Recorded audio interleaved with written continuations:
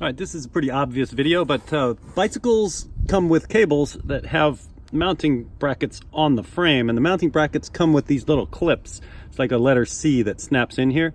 And for general street use, you're fine with these clips. They don't come off all that often, but they do come off.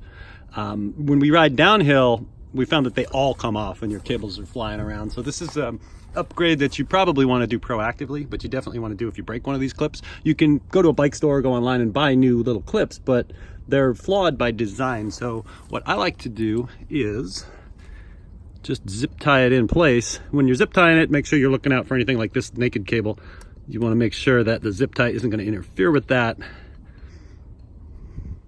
and that you get it good and tight, but not too tight. Zipper down, click. You've got to cut it, and then there you go. So that is cable management made simple with zip ties. Bias plies? No, those are not bias plies. So, all right, thanks for watching. And that's it. Zip tie your bike. But definitely, if you're gonna go do extreme off-road stuff and go pound down mountains and jump off of things, you probably want to do that right when you get the bike when it's new, rather than waiting for things to break. And definitely carry zip ties with you on the trail. Thanks for watching.